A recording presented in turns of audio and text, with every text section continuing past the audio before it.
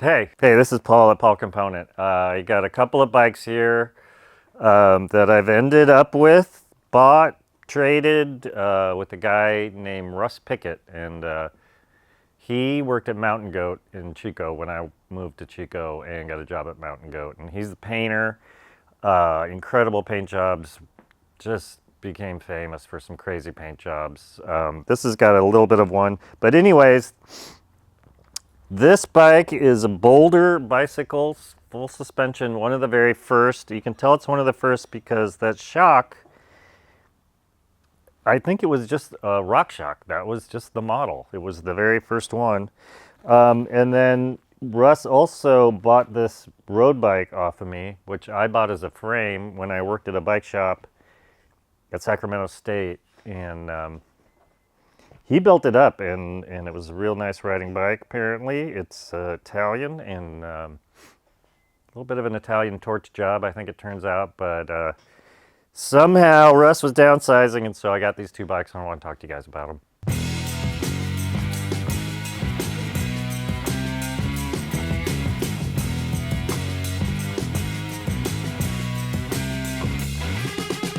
So this is a Boulder Bikes, one of the very first full suspension. This was late, I'm going to say 90. I think it was 90, 91. I was still working there, I believe, when he got this, working at Mountain Goat with Russ when he got this bike. And Jeff Lindsay was not super pleased probably to see this thing show up, but because that was Russ's employer. But he saw this and he had to have it. Probably saw it in mountain bike action. And that was also when I was just starting my company, and I built some brakes called the cross tops.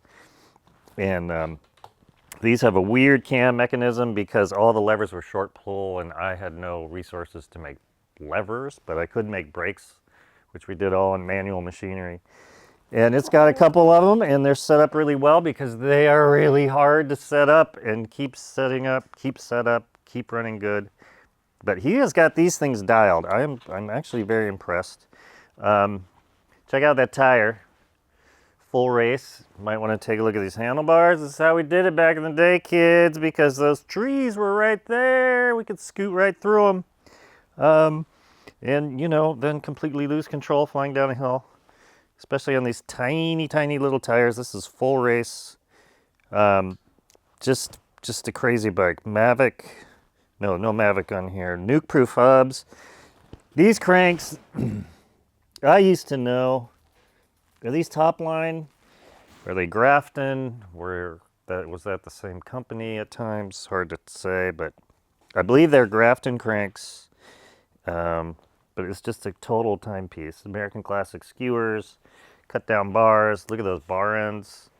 I actually have some photos of me and Russ in Moab with him on this bike. Let's see if I can find those. That was also the year I built a crank and got to the bottom of the whole enchilada, and the end of the crank arm was broken off. So that was fun. Yeah, just super primitive shock. Just crazy. Yeah, but it actually works, and I haven't ridden this yet. It's just been around the shop, but that is going to be fun. So this is an Italian frame. This is probably sometime in the mid 80s. And I worked at a bike shop called Mountain Wolf Sports. That's Sacramento State. I was also working at City Bikes at the time. Had 2 bike shop jobs, going through engineering college. And I bought this thing with high hopes, and eventually moved to Chico and started my business, and completely broke. I could not buy the parts for it, and I wasn't even riding bikes then. Just all I could do was work. But it hung around, and then one day Russ Pickett eyeballed it, and he thought he could use it, and so he got it and he built it up, and he rode it for years and years. Originally had a Mavic, I guess you call it mechanical rear derailleur. But on this is something called Mavic Zap, and these are incredibly rare. This is the only one I've ever seen, I believe. Maybe another one, but It originally had a regular derailleur, but this is the electronic shifting, and I think you have to be pedaling because the pedaling is actually what makes it shift. But it's just amazing, and Travis, our cameraman here, he rode it around and it works, and we're just all kind of amazed by that. There's a lot of stories you can look up where some races were lost, some racers got on it and couldn't go back ever. They just stuck with it.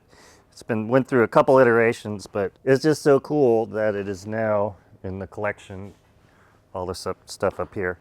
So Russ was really nice to sell it to me. Shifter is right here. Suntour Sprint brakes.